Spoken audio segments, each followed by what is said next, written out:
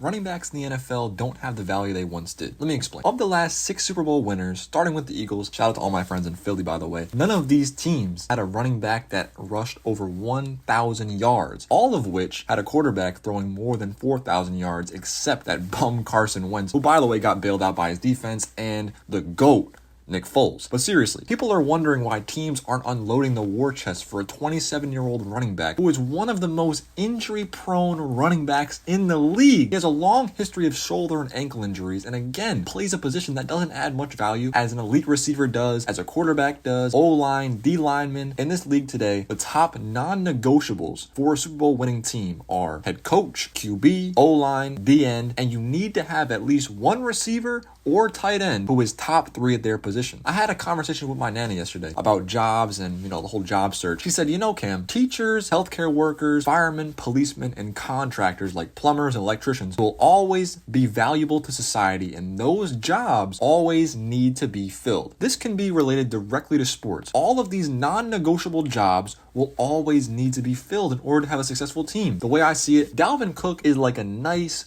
purple Lamborghini. Flashy, expensive, not so reliable, and is something you only spend money on if you have money to burn. Meaning you have the mortgage already paid off, you have your kids in a nice school, and then you blow the money on the Lambo. I got a car recently, a nice green Toyota Corolla. Now don't get too jealous. Alright, don't get too jealous. I'm not trying to flex on you guys, but this is all you need to be successful in the NFL. A running back / car that gets you quality yards, first downs, and maybe catches some passes in the flat, but not too flashy. And look, this is no disrespect to Isaiah Pacheco, but he was drafted in the 7th round by the Chiefs. Last year, he had 830 yards rushing, 5 touchdowns, and the Chiefs won the Super Bowl. That just goes to show you can find and develop your running backs. You don't have to go out there and poach and spend a boatload of money for a running back who's 27 years old. Likely his best years are behind him. You can develop a running back, you can draft a running back in the late rounds, and he could turn out to be a good asset on your team. Ask yourself this question: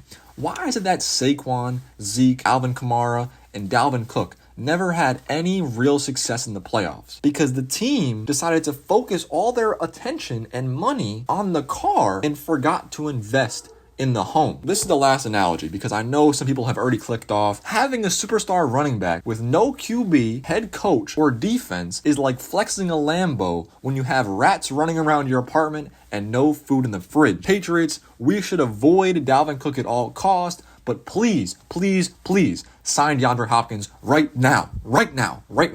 All right, peace out.